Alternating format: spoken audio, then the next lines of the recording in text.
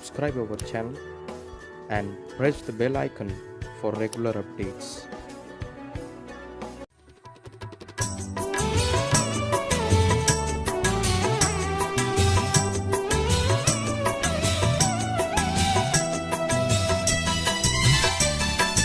Praise the Lord. प्रभु की स्तुति हो। प्रभु आप सबको बहुत आशीष दे।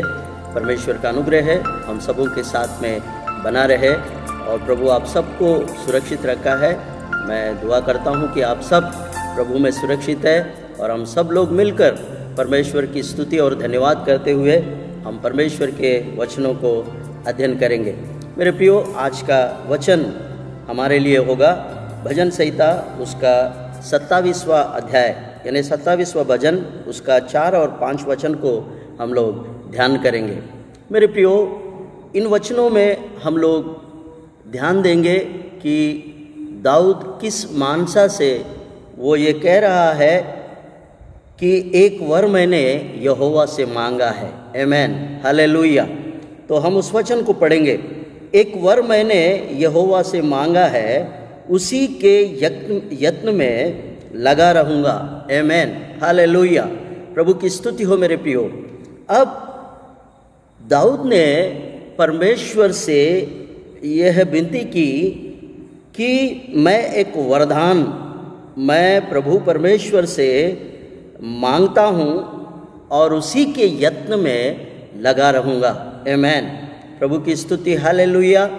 बात बहुत छोटी है मेरे प्रियो, परंतु भजन संहिता का लिखने वाला दाऊद का मानसा और उनका उद्देश्य हमें समझना बहुत आवश्यक है, क्योंकि हर परमेश्वर का भक्त, हर परमेश्वर के साथ में चलने वाला व्यक्ति, हर परमेश्वर को जानने वाला और परमेश्वर के अनुकरण करते हुए उनके नक्शे कदम पर चलने वाला व्यक्ति, जो पवित्र आत्मा से भरपूर और परमेश्वर की आत्मा के चलाए चलने वाले, वो हर समय परमेश्वर की मानसा को समझकर चलते हैं और उसी मानसा से वो परमेश्वर से बातें भी करते हैं। आमीन, हालेलुया। तो यहाँ पर हम भी दाऊद की मानसा को समझेंगे। वो कह रहा है मैंने एक वर यहोवा से मांगा है। आमीन। और वो वर क्या है और उनका वरदान मांगने का उद्देश्य क्या है, ये हमें समझना बहुत ज़रूरी है। आमीन, हालेलुया। हम भजन संहिता बहुत बार पढ़ते हैं, लेकिन पढ़कर उसका सारांश, उसका उद्देश्य यानी भक्तजन का उद्देश्य समझना और उनका मानसा को समझना हमारे लिए बहुत ज़रूरी है। तभी हम उससे कुछ पाठ सीखने पाएंगे और उससे कोई अच्छी बात हमारे जीवन के लिए ज़रूर हो सकती है मेरे प्रियो। इसलिए हम वचन को अध्ययन करते समय बहुत ध्यान से और बहुत अच्छी तरह से हमें सुनना होगा। आमीन, हालेलुया। क्योंकि वचन में लिखा है सुनना परमेश्वर के वचन और वचन के द्वारा हमारा विश्वास बढ़ता है। तो सुनना मसीह के वचन से हमारा जब विश्वास बढ़ता है तो हमें वचन को सुनकर उसको ग्रहण करना, उस पर ध्यान लगाना और उसका उद्देश्य समझना बहुत ही ज़रूरी है मेरे प्रियो। तो अब यहाँ से हमें दाऊद का उद्देश्य समझना बहुत ज़रूरी हो गया है। तो मेरे प्रियो, यहाँ बात यह है एक वर मैंने यहोवा से मांगा है, उसी के यत्न में लगा रहूँगा। आमीन, हालेलुया। मेरे प्रियो, क्या है वो वरदान जो दाऊद परमेश्वर से मांग रहा है, और वो वरदान क्या है जो उसके लिए लाभदायक हो सकता है, इसलिए वो उस वर के लिए परमेश्वर के सामने उस यत्न से लगा हूँ करके बोल रहा है। मेरे प्रियो, अगर हम जगिक व्यक्ति और संसारिक व्यक्ति अगर होते तो परमेश्वर से अगर हम कुछ मांगते तो हम क्या मांगते? हम तो बहुत कुछ मांग लेते हैं। मुझे गाड़ी चाहिए, बंगला चाहिए, या मुझे सोना चांदी ज़ेवरात चाहिए। यानी संसारिक लोग और संसार की खुशी और संसार का आनंद को हम लोग मांगते हैं परमेश्वर से। लेकिन मेरे प्रियो, एक आध्यात्मिक व्यक्ति परमेश्वर से क्या मांग रहा है। अब हम उस बात पर थोड़ा सा नीचे ध्यान देंगे तो हमको पता चलेगा कि क्या दाऊद ने सचमुच ही एक उत्तम चीज़ को परमेश्वर से मांगा है। आमीन, हालेलुया। तो मेरे प्रियो नीचे देखेंगे हम लोग। नीचे लिखा है कि मैं जीवन भर यहोवा के भवन में रहने पाऊं। आमीन, हालेलुया। पहला वरदान क्या मांगा। अब देखिए, दाऊद एक आध्यात्मिक व्यक्ति है, इसलिए परमेश्वर से मांगा तो क्या मांगा। देखिए यहाँ पर मैं 3 बातें आपको समझाऊंगा, 3 बातें मैं आपको बताऊंगा। पहली बात यहाँ हम लोग देख रहे हैं कि मैं जीवन भर यहोवा के भवन में रहने पाऊं। आमीन, हालेलुया। नंबर 1। अब नंबर 2, उस जिससे यहोवा की मनोहरता पर दृष्टि लगाए रहूं। आमीन, हालेलुया। नंबर 2 की बात यह है कि जिससे यहोवा की मनोहरता पर दृष्टि लगाए रहूं। आमीन, नंबर 2। नंबर 3, और उसके मंदिर में ध्यान किया करूँगा। आमीन, हालेलुया। मेरे प्रियो, आपने भजन संहिता 27 कई बार पढ़ा होगा, लेकिन आपने इन बातों पर शायद ही कभी आपने ध्यान नहीं दिया। लेकिन मेरे प्रियो, ये तीनों बातें जो है एक आध्यात्मिक व्यक्ति के लिए, एक आध्यात्मिक मनुष्य के लिए या कोई भक्त के लिए, इससे बढ़कर और कोई धन दौलत और सोना चांदी जवाहरात उसको पसंद नहीं है। एक आध्यात्मिक व्यक्ति क्या मांगेगा प्रभु से। देखिए, हम दाऊद के जीवन में देखते हैं, उसने बोला कि मैं परमेश्वर से एक वर मांग रहा हूँ और उसके यत्न में भी मैं लगा रहूँगा। और उसके बाद बोलता है मैं वर क्या मांगू। तो ये 3 बातें उसने परमेश्वर से मांगा है। आमीन, हालेलुया। ये 3 बातें मैंने आपको यहाँ पर बताया है कि मैं जीवन भर यहोवा के भवन में रहूँ, पहला, और दूसरा जिससे यहोवा की मनोहरता पर दृष्टि लगाए रहूं और उसके मंदिर में ध्यान किया करूं। आमीन, हालेलुया। मेरे प्रियो, आप सबको ये तीनों बातों पर ध्यान देना होगा। ये 3 बातें जो मैंने आपको यहाँ पर बताया, एक आध्यात्मिक व्यक्ति परमेश्वर से यदि वरदान मांगे, यदि कुछ मांगे, तो वो क्या मांगेगा ना। जैगिक और संसारिक धन दौलत नहीं मांगेगा, लेकिन एक आध्यात्मिक व्यक्ति परमेश्वर से ये ऐसे ही वरदानों को मांगेगा जो वो ईश्वर के साथ में और ईश्वर के संगति में जुड़े रहने की बातें कर रहा है। आमीन, हालेलुया। इन तीनों बातों में भी आपको दिखता है, वो कह रहा है मैं उसके भवन में रहूँगा और उसकी मनोहरता पर ध्यान करूँगा और उसके मंदिर में मैं सदा उसकी ध्यान में लगा रहूँगा। आमीन। कितना श्रेष्ठतम बातें दाऊद मांग रहा है प्रभु से। ये 3 वरदान उसने प्रभु परमेश्वर से मांग रहा है। ये उत्तम बातें हैं।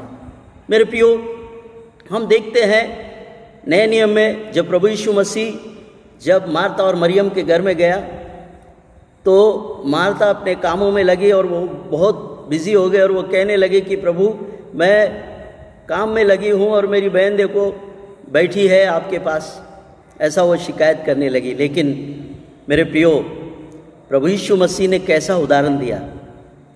मार्था तू बहुत बातों में तू विचलित हो रही है, लेकिन उत्तमता आपके बहन ने प्राप्त किया है, क्योंकि वो मेरे चरणों के पास में बैठकर वो बातें, जो जीवन की बातें, वो मुझसे सुन रही है। उसने उत्तमता को चुन लिया, ऐसा कहा प्रभु यीशु मसीह ने। तो मेरे प्रियो, अब वही उदाहरण यहाँ पर बैठता है। अब दाऊद ने मांगा तो क्या मांगा परमेश्वर से कि उत्तमता मांगा है। आमीन, हालेलुया। उत्तम बातें परमेश्वर से दाऊद मांग रहा है। आमेन, हालेलुया। इन तीनों बातों पर आप सदा ध्यान रहे आपका भी। इससे हम बहुत बड़ा पाठ सीख सकते हैं। जब हम परमेश्वर से ऐसे वरदानों को प्राप्त किए हुए हम उससे जुड़े रहेंगे, उससे हम लोग लिपटे रहेंगे, तो हम बहुत बातों में फ़ायदेमंद रह सकते हैं। इसलिए दाऊद ने ये वरदान प्रभु से मांगने की बातें कर रहा है। आमेन, हालेलुया। अब मैं आपको दाऊद की मानसा बताऊंगा।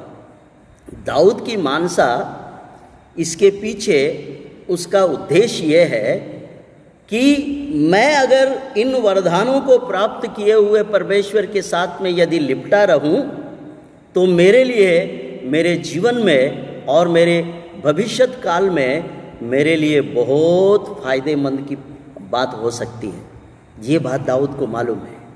मेरे प्रियो, आप नीचे 5वां वचन अगर पढ़ेंगे तो आपको तब समझ में आएगा कि दाऊद का मानसा क्या है, दाऊद का उद्देश्य क्या है, जो परमेश्वर के पीछे और परमेश्वर के साथ में जुड़े रहने का। आपको मालूम है 5वां पद में उसने खुलासा किया। 5वां पद को देखेंगे हम लोग। यहाँ बहुत विचित्र बात है यहाँ पर, क्योंकि वो तो मुझे विपत्ति के दिन में अपने मंडप में छिपा रखेगा। आमेन, हालेलुया। क्यों दाऊद परमेश्वर के साथ में लिपटे रहना चाहता है? अब उद्देश्य खुल गया यहाँ पर, उद्देश्य यहाँ पर बहाल हो गया। दाऊद का मानसा यहाँ पर दिख कर आ रहा है। इस वचन में आप देखिए, दाऊद अपने बुरे समय की चर्चा कर रहा है। 5वां पद में अपने बुरे समय के लिए वो अभी से ही अपनी सुरक्षा को संचय कर रहा है, अपनी सुरक्षा का कवच बना ले रहा है। क्या बोल रहा है वो?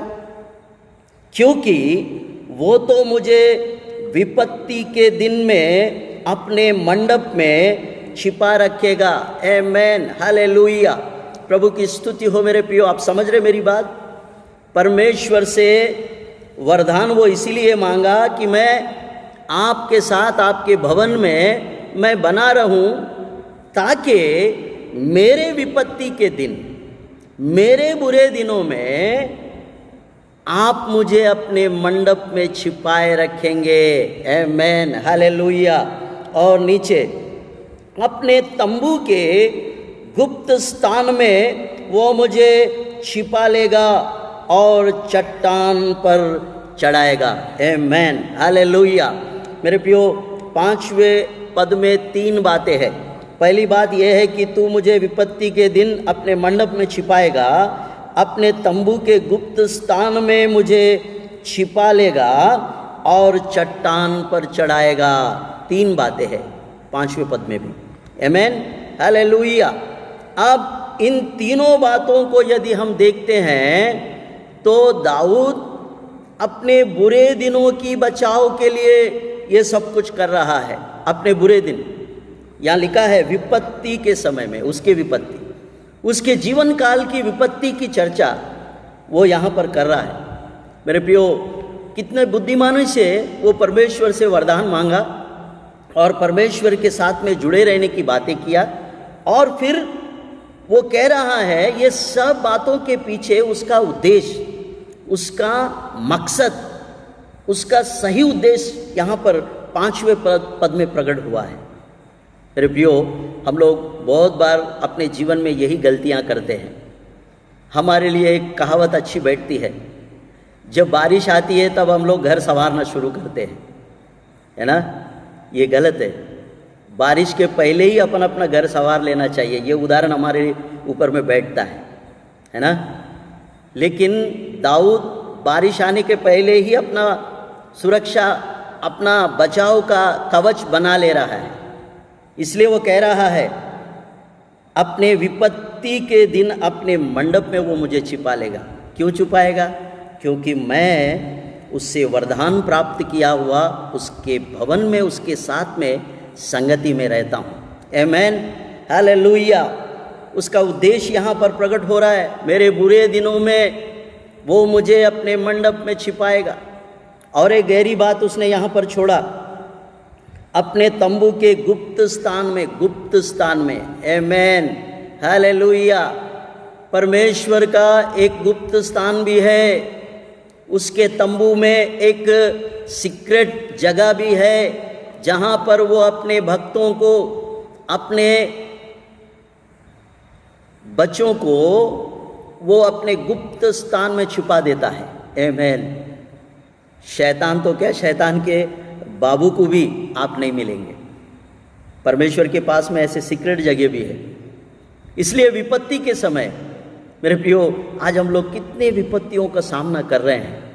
विपत्तियां हमारे चारों ओर है, लेकिन विपत्ति को ना मिले ऐसा सुरक्षा केवल परमेश्वर के पास में ही है और कहीं नहीं। आप कहीं भी जाओ, आपकी सुरक्षा नहीं होगी। आपकी सुरक्षा केवल परमेश्वर के तंबू में है, यहाँ लिखा है। और तंबू ही नहीं, एक और उत्तम स्थान का यहाँ पर वर्णन किया गया है। उत्तम स्थान यह है कि गुप्त स्थान करके लिखा है। उसके तंबू में एक और स्थान है, वो गुप्त है, यानी सीक्रेट जगह है। शैतान अगर हमें ढूंढ भी ले तो वो ढूंढ नहीं पाएगा। ऐसा स्थान जिसकी जिक्र जो है वो दाऊद कर रहा है, आमेन, हालेलुया। हमें यहाँ से बहुत बड़े पाठ अपने को सीखने को मिल रहे हैं मेरे प्रियो। याद रखिए, परमेश्वर के पास में एक सीक्रेट जगह भी है, उसके तंबू में गुप्त स्थान करके वचन में दाऊद ने खुलासा किया, आमेन, हालेलुया। अपने तंबू के गुप्त स्थान में तू मुझे छिपाए रखेगा, छुपा लेगा, आमेन, हालेलुया। प्रभु की स्तुति हो मेरे प्रियो। तो मेरे प्रियो, उतना ही नहीं, वो हमें बचाकर चट्टान पर चढ़ाएगा, यानी ऊंचे स्थान पर हमें खड़ा करेगा। अब हमारे बैरी शैतान और हमारे दुश्मन हमको ऐसे देखेंगे, यानी हम ऊंचे स्थान पर रहेंगे, आमेन, हालेलुया। प्रभु की स्तुति हो मेरे प्रियो। बहुत सुंदर बातें यहाँ से निकल कर आए हैं। पवित्र आत्मा ने हमें बहुत अच्छा यहाँ पर हमें अगुवाई किया है। पवित्र आत्मा ने हमें बहुत सुंदर बातें यहाँ पर खुलासा किया है। पवित्र आत्मा कभी कभी नए नए बातें हम पर खुलासा करता है। हमें ध्यान देना है, अपने कान खोलकर और पूरी आत्मा में होकर हमें परमेश्वर के सन्मुख जब हम बैठेंगे तो पवित्र आत्मा हमसे बोलना शुरू करेगा, आमेन, हालेलुया। इस भजन को हमने कई बार पढ़ा है, लेकिन पवित्र आत्मा कई बार हमसे नए नए रीति से नए नए बातें हम पर जाहिर करता है, हम पर खोलता है, हम पर प्रकट करता है। तो आज मेरे प्रियो, इस भजन से इन दोनों वचनों में बहुत सुंदर बातें यहाँ से पवित्र आत्मा ने हमें बताया है। तो मैं विश्वास करता हूँ इन बातों से आपने बहुत बड़ा सीख और बहुत बड़ा पाठ आपने सीख लिया होगा। मैं खुदावंद को शुक्रिया अदा करता हूँ, खुदावंद को मैं धन्यवाद देता हूँ आप सबके सुनने के लिए और आप सबके इस वचन को ध्यान करने के द्वारा जो उत्तम बातें हमें मिले हैं, उन उत्तम बातों के लिए मैं सचमुच ही परमेश्वर को धन्यवाद देता हूँ। और आप सब इस वचन के सुनने के द्वारा आप सब आशीष प्राप्त करें। और इस वचन को सुनते समय आप अपना बाइबल अपने सामने रखें और वचन को देखते हुए आप इस वचन का सुनकर अध्ययन करें, ताकि परमेश्वर आपको और भी बहुत बहुत बहुत आशीष दे। God bless you. प्रभु आप सबको बहुत आशीष दे। आमेन, आमेन, आमेन।